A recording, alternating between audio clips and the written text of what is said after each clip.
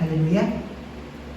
Isa pong muling mapagpalang araw sa bawat isa sa atin. Tunay na God is really given us the chance to always seek Him.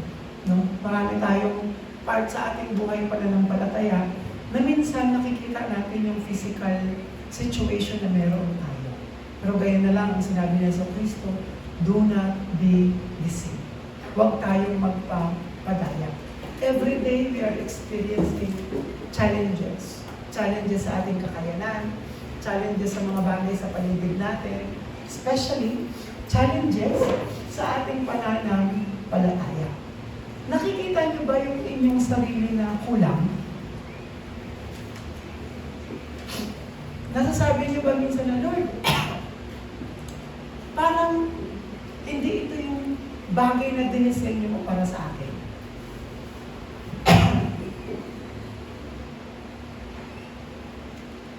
Have you found lackings sa buhay na meron kayo ngayon?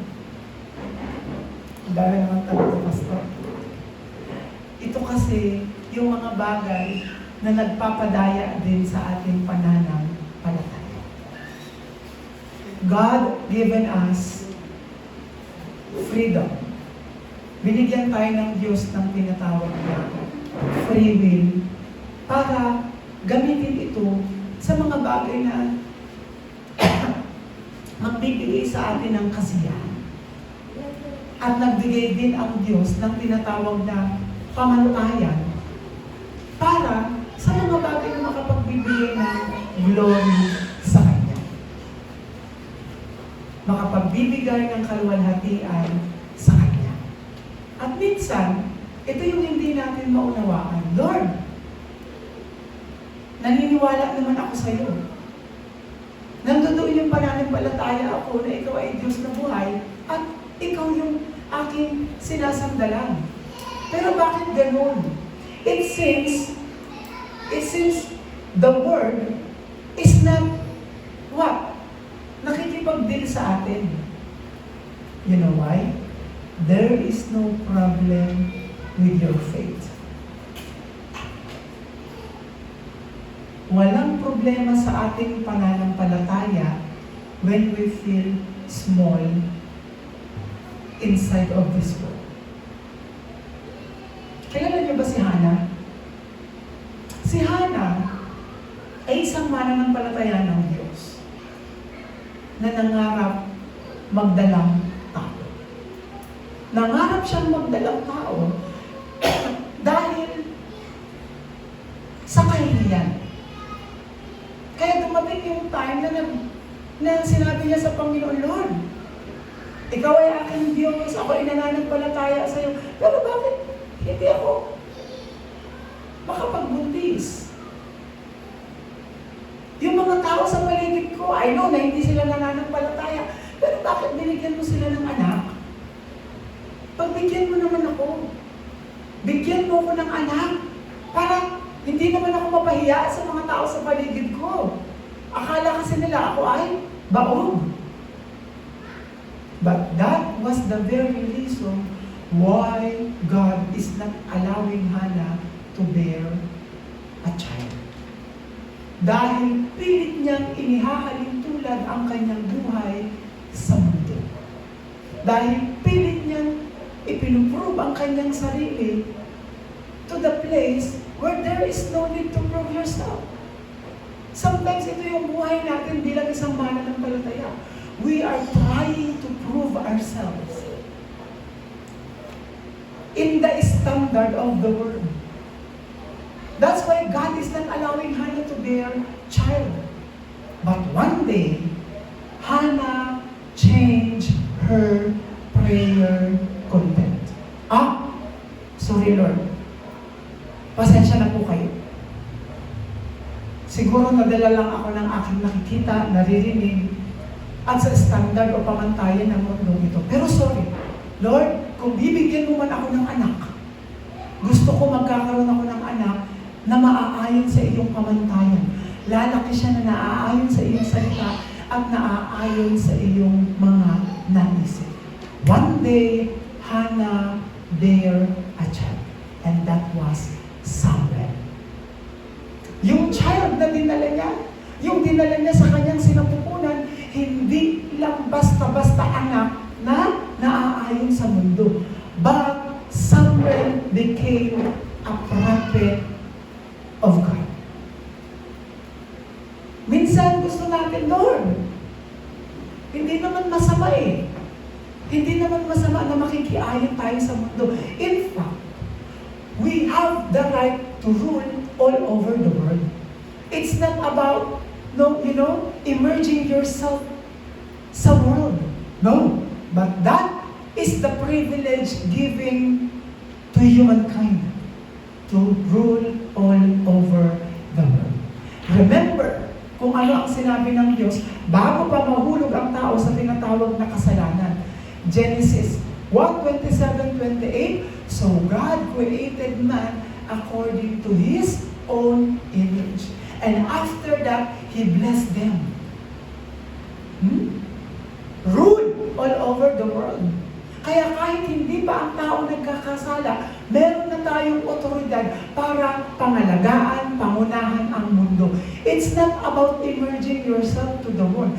It's about knowing your authority and identity given by God. Sabi dyan sa ating introduction, isa sa pinakamalaking suliranin ng mga mananampalataya ay ang pagkakaroon ng maling nilalaman or content o maling pagtutuon sa pananampalataya. Pastor, paano yun? Paano po ba natin masasabi na ang aking pananampalataya ay nasa maling nilalaman o maling pagtutuon? Paano kaya? Kapag ang ating pananampalataya ay hindi nakatuon sa pananampalatayang ibinigay ng Diyos. Why? Bakit laging ito yung content ng ating mensahe? Kasi ito yung hindi alam at hindi nabibigyang pansin at diin sa loob ng iglesia. Ang karamihan sa mga mensahe ay maglalaman na ikaw, no? Ang pananampalataya is all about you. You can give your faith. Actually, walang pananampalatayang nanggagaling sa akin. Pastor, meron ha? Bakit sinabi ng Diyos doon sa babaeng 12 years na dinudugo?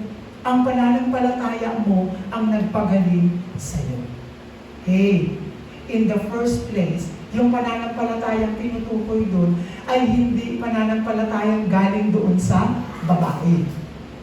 Bakit sinabi ni Jesus na totoo ang pananampalataya ng babae? Dahil ang babaeng yun ay lumapit kay Jesus. At kailan lang nagkakaroon ng tinatawag na absoluteness ang ating pananampalataya? Sa tuwing tayo ay lumalapit kay Jesus. Remember, walang pananampalatayang nanggagaling sa tao. No? This is my faith, makakapasa ako. That is not faith. Sometimes, we can say that you have the ability. That is your ability. That is your instinct. Kasi pwede kang mag-review. You can do whatever, way on how to pass the exam. Mag-focus ka, mag-review ka, magtuon ka. You can pass. Pero ang pananampalatayang tinutukoy dito ni Kristo ay ang pagtitiwala sa mga bagay na hindi natin kayang gawin o hindi natin kayang lampasan. Kaya ano ang maling pananampalataya? Maling nilalaman o pagtutuon sa pananampalataya. Sabi diyan sa kasunod, kaya nga gayon na lamang ang sinabi ni Jesus at mariit na sinabi na, malalaman ninyo ang katotohanan at ito ang magpapalaya sa iyo. Sabi diyan, yan ang sinabi sa John 8:32. Malalaman ninyo ang pananampalataya at ang pananampalatayang ito, ang katotohanan ang magpapalaya sa inyo. Makikilala ninyo ang katotohanan.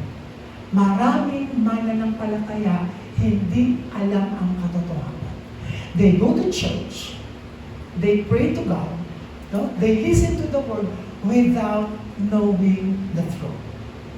We can say, maraming Christian, pero iilan lang ang ang totoong mananampalataya. We can say that we are Christian, no? Ang mga relihiyon na kumikilala kay Jesus, we can say that is Christian. But what about the practices? Yung practices ba sa loob ng simbahan na yan ay ang practices na itinuro ni Jesus? Sometimes it is the religion who challenge us to prove yourself that you are Christian. But we cannot prove ourselves. Believe me, hindi natin kayang i-prove ang ating sarili. Because every time na pinoprove natin ang ating sarili, ibinababa mo ang pinatunayan na ni Kristo. Kaya sa loob ng church, nawawala ang essence ni Jesus na siyang Kristo. Sino ang naitataas? Ang Genesis 3, 6, and 11 problem na meron tayo. Dapat ako to eh. Dapat ito yung gawin ko, dapat ito. Sino nagsabing dapat iyan? It is the standard of the religion. Sabi pa dyan, sa pagpapatuloy, ang pinakadakilang nais ng Diyos ay makita natin ang mga bagay na nais niyang ipakita sa atin. Noong panahon na si Jesucristo ay nagpapahinga, lumapit ang mga disipulo ni Juan. That time, si Juan Bautista or John the Baptist, nasaan siya? He was in prison. Nakulong siya. Kaya nung nalaman nila, no, na si Jesus ay nagbabautismo din, nagpagaling, bumuhay ng patay, immediately John the Baptist commanded his disciples, you go to that man and ask him kung siya ang darating na Mesiyas. Nung sinabi ni Jesus, sabihin niyo na mapalad ang taong hindi nag-aalinlangan sa akin. Bumangon siya at nagsimula nang dumagsa ang mga tao. Nagsisiksikan sila. At may mga bata. Yung mga bata is gusto rin makita si Jesus. No? Kaya nung hindi nila makita si Jesus, inangat ng isang ama ang kanyang anak at ipinatong sa kanyang balikat. Ano ang sabi ng bata? Nakikita ko na si Jesus. Kung hindi natin makita ng malinaw si Jesus, yung pananampalatayang meron tayo ay magtutuon pa rin sa aking kakayanan, sa mga bagay na kaya kong gawin, at sa mga bagay na gusto kong patunayan. Kapag nakita natin ang gustong ipakita ng Diyos, we are in the right path of faith. Pero kung yung ating relihiyon ay tumutulong lang sa atin to prove yourself, pwede kang magbago, yes, anyone can change. Everybody wants to be perfect. No? Kaya nga may nagkaroon ng kasabihan, be the better version of yourself. Sinong ayaw? Sinong ayaw mag-improve? Sinong ayaw na maging better? But we are clearly saying that this is not the path to eternal life. Kapag hindi natin nakita ang mga bagay na gustong ipakita ng Diyos sa pamamagitan ni Jesus, mawawalang kabuluhan ang ating pananampalataya. Dahil ang totoong pananampalataya na nais ipakita ng Diyos sa atin ay ang pananampalatayang siya ang nagbigay. Ang ipinakadakilang nais ng Diyos ay makita natin ang mga bagay na nais nang ipakita sa atin, na siyang lubos na magpapatibay sa ating pananampalataya. Ano yan? Ano yung mga bagay na yan? No? Magpatuloy tayo. Sabi dyan, sa ating main, living religion. Pastor, akala ko ba we are not religion? Do not misunderstand. There are two kinds of religion. Religion created by the world or physical world, and the religion, the gospel. Living religion. Buhay na religion. No? Pag sinabi kasi natin religion, it is something that you have the matter to worship. You have the subject, object para sa iyong pananambahan. Lahat ng tao may relihiyon. Yung mga nagsasabing atheist, that is their religion. Anong relihiyon mo? Ano yung pananaw mo ng iyong pagsamba? Na wala kang Diyos, that is your religion. But the living religion that we are referring is the gospel that offers truth, katotohanan, at sa katotohanan na yan ay may kaligtasan. Again, living religion. Ang living religion na yan ay pumapatungkol sa mabuting balita na nagbibigay ng katotohanan.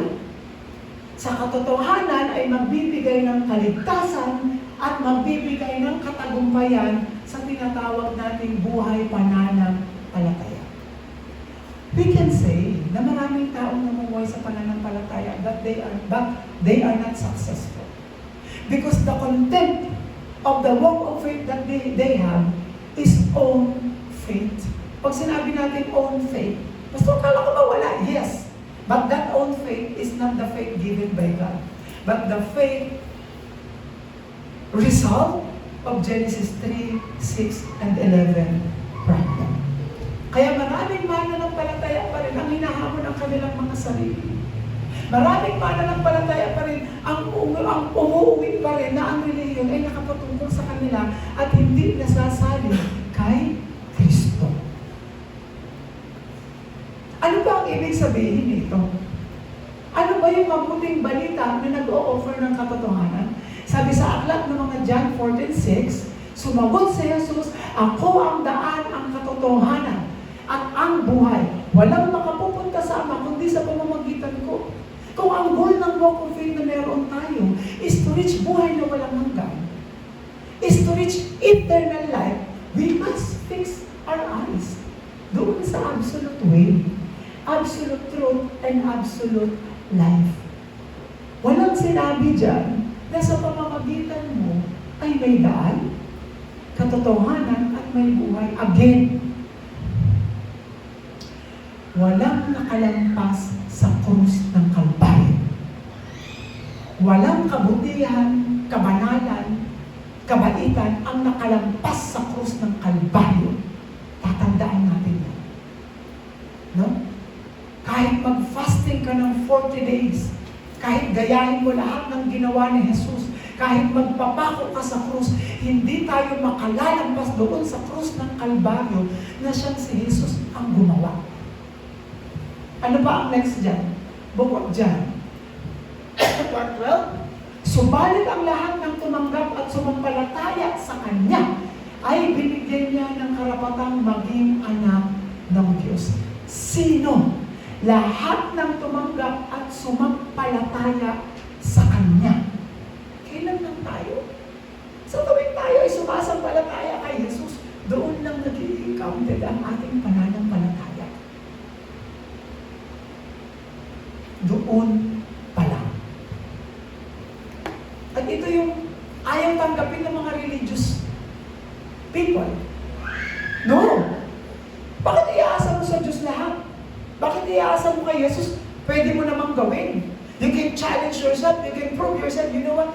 That is the challenges of Satan. Remember, God is not what? No? Hindi niya focus na i-challenge ka sa iyong pananampalataya. Only Satan. Alam niyo ba kung paano ang ginawa niya nung kanyang dinaya sa Jesus? It was always proving yourself. Di ba nagugutom ka? Kung talagang ikaw ang anak ng Diyos, sabihin mo sa batong ito na maging tinapay.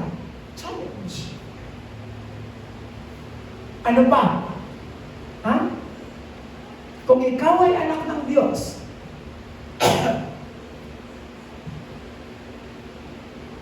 tanggapin mo ako at ibibigay ko sa iyo ang lahat ng karangalan. Just worship me. I challenge you. You will be getting everything. Just worship me. Challenge. And the last temptation, Satan did. Kung ikaw ang talagang anak ng Diyos, magpatihulog ka, tumalon ka. Nasusulat, uutusan ng Diyos na ipadala ang kanyang libo-libo mga anghel na hindi man lang sasayang ang iyong mga paa sa bato. Get out, Satan. Ang relihiyon, ito ang turo, is to always challenge yourself to do things. But if we know the faith given by God, alam din natin at kilala ang ating sarili. Ano yung pangatlo, sabi diyan? Sa Romans 3:10, kaya't ang pananampalataya ay bunga ng pakikinig at pakikinig. Ang pakikinig naman ay bunga ng pangangaral tungkol kay Kristo. Kung tayo ay tutuon lamang sa pangangaral patungkol kay Kristo, doon nagiging absolute ang ating pananampalataya. We can be better. No? Pwede natin gawin ang ating mga trabaho. You are good, housewife. You are good husband, provider. No? You can be a good family.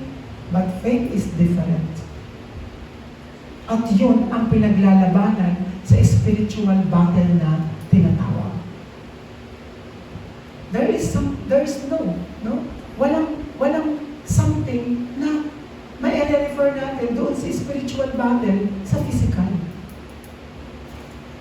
Because everything can be learned. We can improve everything. Di ba? Ngayon, may washing machine na. Dati, mano-mano ang laba. Pupunta ka pa ng ilog, bit-bit mo ang batsa, na may mga damit, pupunta ka pa doon, may dala ka pang palo-palo, sa ilog ka, magpupupok-pok doon. No? Yung hanggang sa nasa bahay na lang, doon ka maglalaba, dahil yung tubig, naidating na sa loob ng tahanan, hanggang sa ano? Dumating yung time na nagkaroon na ng washing machine, hindi mo na kailangan magkudkod dyan, magkuskus. You know what? The world is moving. The world is rotating. Pinapagaan lahat. Naniniwala ba kayo doon? Na lahat na ng bagay ngayon ay pinapagaan. Even AI. No? Ang artificial intelligence. Ngayon, picture lang, humingiti na. Ang picture ngayon, nagyayakapan na. Nakakagulat. Hindi ba nakakatakot? Di ba? Kahit yung magkaaway nandun, nagyayakapan. That is very dangerous. Parang nakakatuwa. Pero ano yung mga bagay na yun? No? Nagulat ako yung dalawang picture, biglang gumalaw. Tapos yung dalawa rin, biglang nagsuntukan. Pwede gawin video yun. O, si ganito, si ganyan. Magkaaway sila. No? Paano gumagaan ang lahat ng bagay? Right? Merong tinatawag na face swap. Ano pa? Snapchat. Yung lalaki, in a second, nagbumukhang babae. Yung picture ng babae, in a second, nagiging mukhang lalaki. Ganoon dumadali ang mundo. Yun ba ang focus ng pananampalataya? Pigilin ang mundo sa pag-inom. Pigilin ang mundo sa pag-develop. We cannot touch that. Hindi natin yan maiiwasan. The world is improving and developing. Right? Noon, walang cellphone. Pupunta ka pa sa shop, no? Pahirapan pa yung pagkuha ng camera, yung cameraman o yung photographer, papasok pa sa isang, anong tawag dyan, tela. Tapos may pipilitin ganun, saka magkakaroon ng flash. Ngayon, anytime, anywhere, may cellphone na. Everything, we can record. Why? Gumagaan at gumagaan ang lahat ng bagay. Ngayon, hindi mo na kailangan ng washing machine na paiikutin mo. After mo paikutin, pipigain mo, babanlawan, ilalagay sa dryer. Kasi may mga automatic na. Paglagay mo ng labahan, kukunin mo na lang at isasampain mo. Kasama doon ang dryer. Hindi ba napakaganda? Ang mundo ay pagaan ng pagaan at aminin natin o hindi, mas gumagaan ang lahat ng bagay. I remember Ma'am Sarah. No? I thank God kasi nabuhay ako sa panahon na may wifi. Eh paano kaya noon? Paano noong panahon ng mga Israelita? Sa tuwing sasamba, no? Susunod pa tayo doon sa templo and then every week, magpapaspas tayo ng dugo. Kasi yun ang senyales na kapatawaran sa kasalanan. Saan tayo kukuha? Though noon is provided naman talaga. Pero nasa era na tayo na ang lahat ng bagay ay naging madali. I think. Kaya inalaw ng Diyos na maging madali ang lahat ng bagay so that mas marami tayong time na magbulay-bulay ng salita ng Diyos at ipagpasalamat ang ating buhay. Thank you, God. Salamat, Lord. No? Nung bata ako, wow, akala naman ganun katanda. Naranasan namin na mag-igib sa, siguro mula dito hanggang doon sa tulay ng Anunas. Meron, napakaliit ko noon. Meron akong dalawang galon. Mag-iigib ako noon kasi doon kami kumuha ng pang-inom, panghugas ng plato at pang-ligo. Ang goal namin ni Kuya, pupuluin namin yung drum. Siyempre mag-iigib kami. At bumombahin mo pa yun. Para mapuno, salitan kami ni Kuya. Tapos si Papa naman, meron siyang dalang tingga. Alam niyo po yung tingga? Yung Pingga, yung ginagamit ng mangtataho. Opo, yung kahoy na yun, doon sa magkabilang dulo ay may either container or balte. Kami ni Kuya, magkabilaan kami na galon. Si Papa naman ay yung pingga. Yun yung talagang pag-ibig noon. Ngayon hindi. Bubuksan mo na lang yung grito. Hindi ba bumaan? Marami tayong paraan para maging masaya at isipin ang masayang mga bagay. Pero mas pinipili natin tignan yung ating kakulangan. Kaya tayo din ang nagsasuffer. Right? Noon, kasi ko yung high school ako dyan sa City High, meron kaming library card. Hindi ka makakapasok sa library kapag wala kang library ID. Kasi doon nililista kung ano yung book na hiniram mo, kailan, at kung kailan mo na ibalik. Noon, hindi. May computer pa noon. May computer na pero wala pa Wi-Fi. Kaya sobrang hirap, no? Kaya kaysa may computer ka, hindi magkano ka na lang. At yung computer, ang lalaki pa ng likod. Parang TV na maliliit na ang laki-laki ng likod. Tapos nakahiwalay pa yung ano niya. Ngayon, nasa cellphone na lahat. You can search everything, even the unsearchable. Right? Kaya sa pag-aaral ngayon, no? O, mag-lecture kayo. No.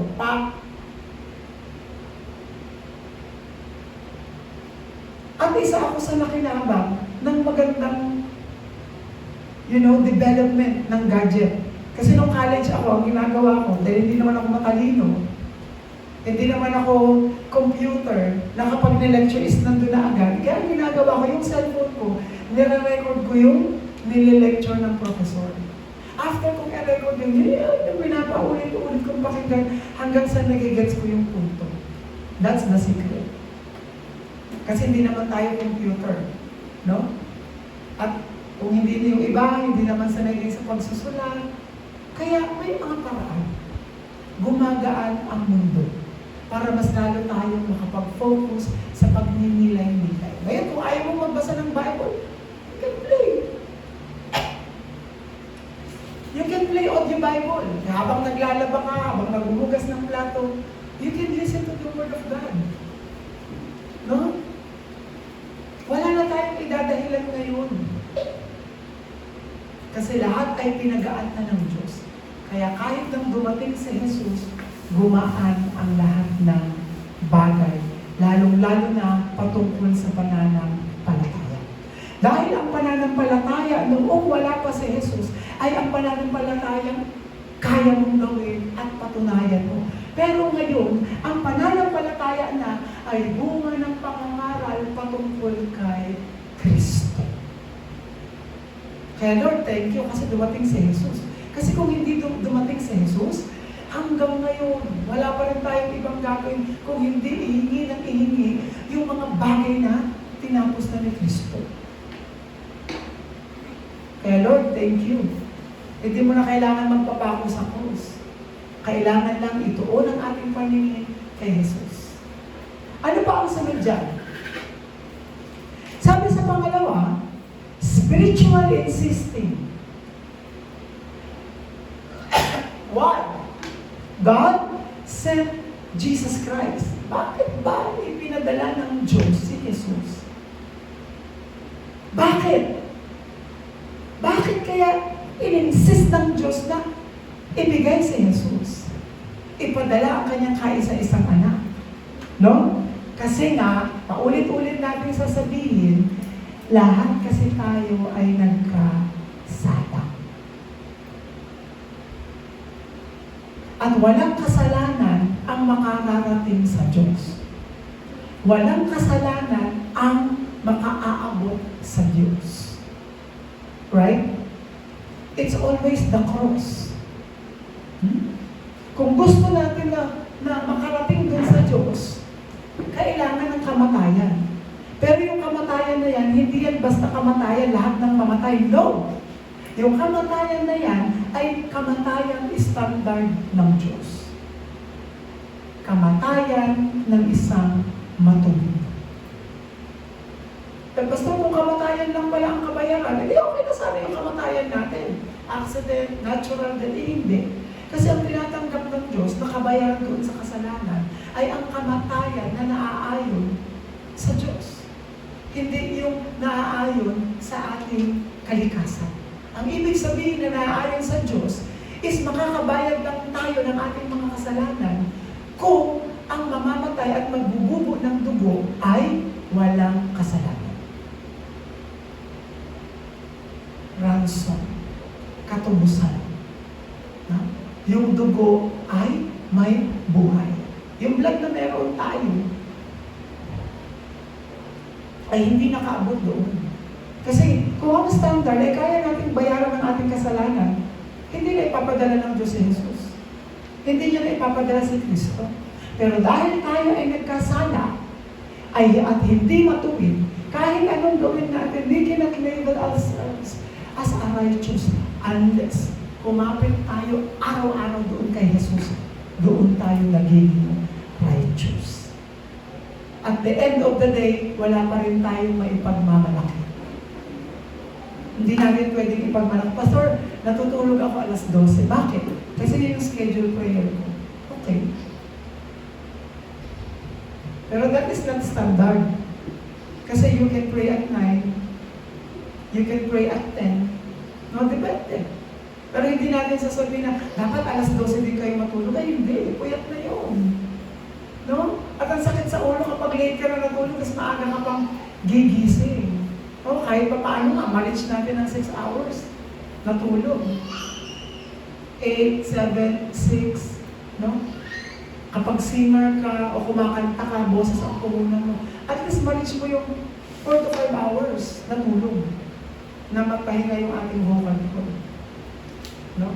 Ganun ka-importante ang tulog. Ganun ka-importante ang pahinga. Ang tanong, Kuya Zairo, anong oras ka natulog? Kuya Papel,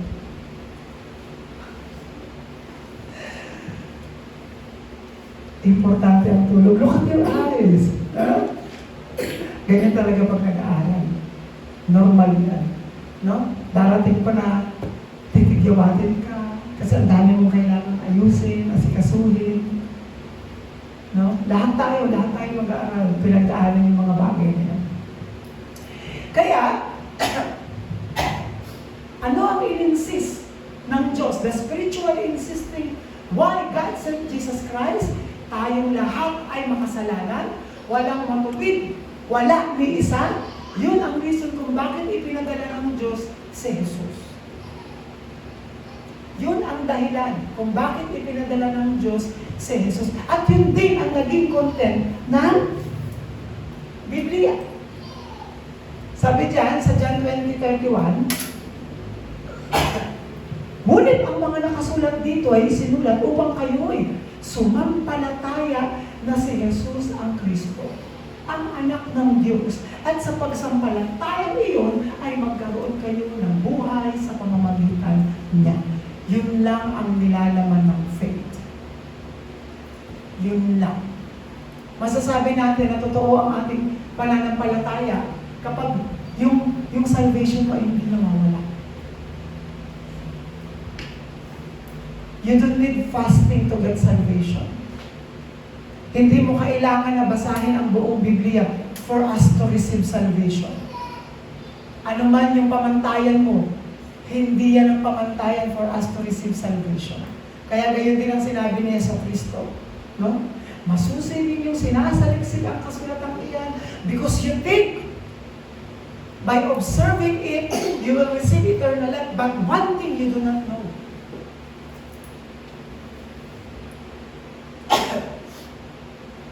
Kaya pwedeng open natin.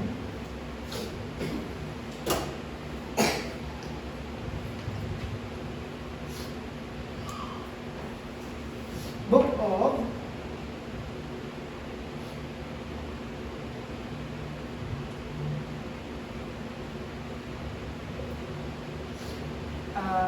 of John chapter 5:39.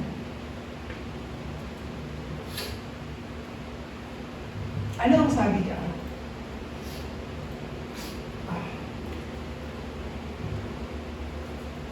John chapter 5 verse 39. Ito din ang pinakamalaking problema ng mga mananampalataya. Sinasaliksik ninyo ang kasulatan sa pag-aakalang doon ninyo matatagpuan ang buhay na wala hanggan. No? Kaya yung iba, nare-record lang ka, kabisado mo ang mga verses, kabisado mo ang Bible, no? Dapat memorize nyo yung 66 books of the Bible. No? Kaya nung college, talaga naman, sige, memorize, no? Ilan ang pagkakahati ng Bible? Ako, nakalimutan ko na nga eh. Pastora, ilan ang book sa sa Old Testament? 33 ba? 33, check nga na. Nakalimutan ko na. Kahit ako nakalimutan ko na, pero nasa Bible.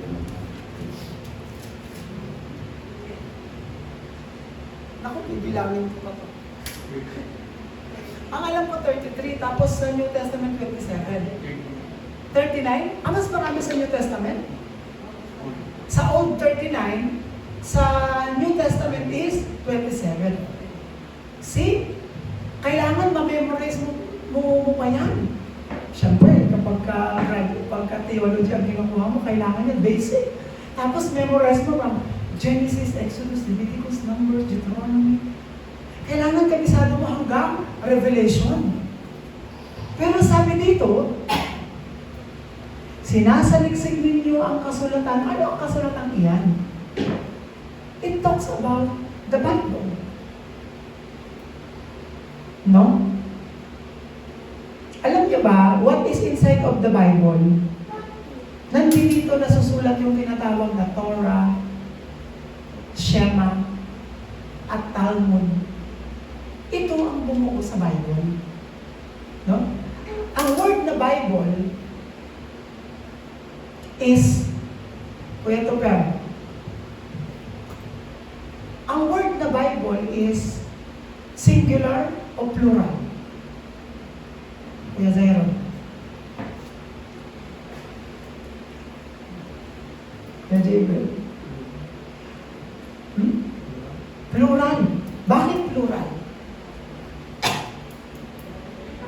singular ng Bible kung plural siya?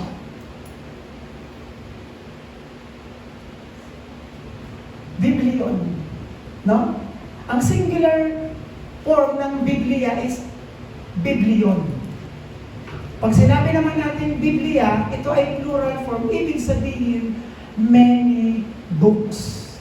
No? Kaya nakapatungkol sa isang Bible ay 66 books.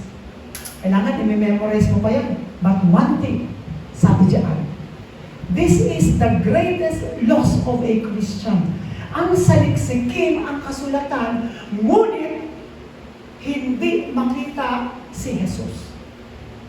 Kahit memorize mo ang 66 books of the Bible, kahit alam mo ang kaganapan in every book, kung hindi mo makikita na ang yan ay patungkol kay Jesus, that is the loss of Christians.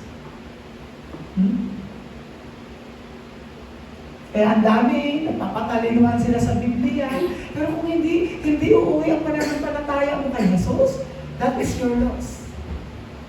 Kaya sabi doon sa Colossians, everything was created by Him and for Him. Kaya lahat ng bagay ay nauuwi kay Jesus.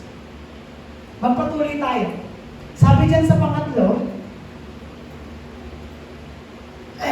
sa ating point number 3, Jesus became the Christ. What is the faith based on Jesus Christ? Dapat makita natin na si Kristo or si Jesus ang pinapatungkuyan sa Matthew 1:21, siya ang darating na tagapagligtas. Sa darating na tagapagligtas na yan, siya ay ang Kristo. Sabi sa Matthew 16:16, you are the Christ, the Son of the living God. You are the Messiah, the Son of the living God. Kapag makita natin yung uniqueness ni Jesus, sa pagiging kanyang Kristo, makikita din natin ang mga bagay na kanyang tinapos. Sa John 19 verse 30, He is the finisher. Tagapagtapos. Siya ang tumapos. No? Doon sa dilema ng ating espiritual na pananampalataya. Kaya lahat ng bagay ay nagkaroon ng kaganapan nang si Jesus ay naging Kristo. Nung siya ay dumating, siya ay napako sa krus at tinapos ang lahat ng bagay. Tandaan po natin ito ha. Walang nakalampas sa krus. Kahit yung kabaitan natin, ano yung magagawa natin, tumulong ka sa mahirap, hindi yun makakalampas sa krus. Pastor, bakit si Jesus nung time na yun? Bakit tinuro niya yung beatitude? Tinuro niya yung beatitude, no? Magpatawad, magbigay sa nangangailangan, no? Why? Just to make peace. Physical peace. Right? But it's not something to do with faith. Kahit magbigay ka sa nangangailangan, hindi yan makakatulong sa iyong pananampalataya. Just to make peace. Yung sinabi niya, ipasampal mo, yung isa ipasampal, just to make peace. Para matapos na, oo na lang ng oo. Pag kinuha yung balabal, ibigay mo pa yung pandog, just to make peace, o sige na. Para magtigil lang tayo. Kasi gusto natin na magkaroon ng parehong mapayapang buhay, kahit magulo na ang mundo. But it's not something to do with faith. Kasi yung faith na meron tayo, ay ang faith kay Jesus na siyang naging Kristo. Nagligtas, kumisto, at tumapos ng lahat ng bagay. Ito lang. Kaya sa point number 4, may number 4 pa ba kuya? O meron ako. The fulfillment of the throne. Ano yung fulfillment na yan? Again, paulit-ulit natin sasabihin, meron lang dalawang ministry si Jesus. ministry sa cross at sa trono. Sa krus kung saan tinapos ni Jesus, sa trono kung saan ginanap ni Jesus ang lahat ng bagay. Kuya, baka sabi dyan sa Acts 7:56, kaya't sinabi niya, tignan ninyo, nakikita kong bukas ang kalangitan at ang anak ng tao na nakatayo sa kanan ng Diyos. Sino yan? Sino ang tinutukoy na yan na anak ng tao na nakatayo sa kanan ng Diyos? Yan si Jesus. Hindi na napili sa krus si Jesus. Kaya nung siya umakyat sa langit, doon ginanap ni Jesus ang lahat ng bagay sa trono ng Diyos. At ano pa ang sabi dyan sa aklat ng mga Marcos? Sumagot si Jesus, na, ako nga, makikita ninyo ang anak ng tao na nakaupo sa kanan ng makapangyarihan at dumarating na nasa mga ulap ng kalangitan. Dito, ipinahayag ni Jesus ang fulfillment ng kanyang ministry. Saan nagsimula at nagtapos? Sa krus ng Kalbaryo at sa trono ng Diyos. Pastor, okay lang po ba na maging mabait? Uy, sinong ayaw maging mabait? Especially kung may kakayanan talaga tayong maging mabait, at likas naman talaga ang kabaitan na yan. Right? Hindi yan nawawala. Huwag niyong isama yan sa panalangin niyo, Lord, gusto kong bumait. Ha? Hindi pinapanalangin yan kasi likas na nasa sa atin yan. Ayaw mo mang bumait, meron talaga tayong likas na kabutihan at kabaitan. No? Lagi kong sinasabi noon na huwag kayong magbibigay sa mga nanlilimos. No? Yung mga nanlilimos, huwag kayong magbibigay kasi sometimes modus nila yung strategy. But you know what, at the back of my attitude, I do give. Ha? Kahit ako nang bibigay. You don't know. Lalo na pag sa jeep, kahit pa paano, may biscuit ka sa bag, may candy ka, kung ano yung maibigay mo lang, yun na yun. Pag sinabi kasi natin tulong, hindi siya nagre-require ng malaking halaga. Pag sinabi natin tulong, hindi siya nagre-require ng big amount. No. Even in the smallest things, we can help. Maraming paraan para tayo makatulong. No? Para makagaan tayo sa kabigatan ng bawat isa. Lahat tayo may talagang pinagdadaanan. Pero what is more important, kahit na may pinagdadaanan tayo, hindi doon umiikot yung ating pananampalataya. Kasi yung pananampalataya natin, fix na yan. Naka-fix na yan kay Jesus. Kaya sa ating conclusion, wow, ang bilis. Fix my eyes. Saan? Si author at perfecter ng absolute na pananampalataya. Walang iba. No? Pastor, lagi na lang yan yung conclusion natin kasi wala namang iba.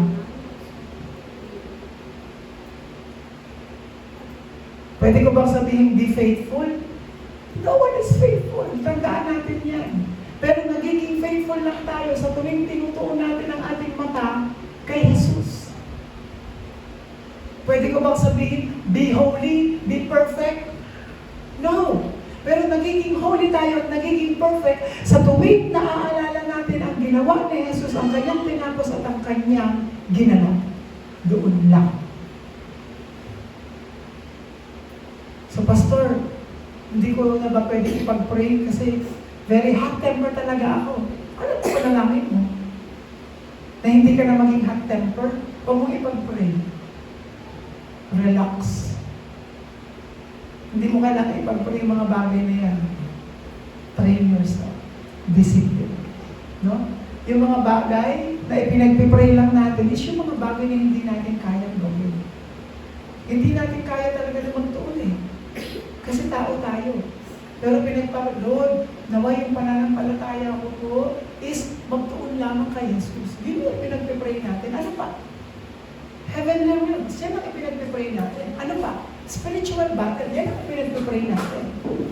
Pero hindi mo na dapat ipag-pray po yung exam na maipasa mo. Pag-review ka na lang. Right? Kasi yung mga bagay na yan, pwede naman natin i-train. Hallelujah. Pero ang totoong pagtutuon ay nakay Kristo. I bless you in the name of the Lord Jesus Christ. Sa linggong ito, Lord, i-guide mo ako doon sa absolute faith na nababase kay Jesus. Sa mga bagay na natutunan ko.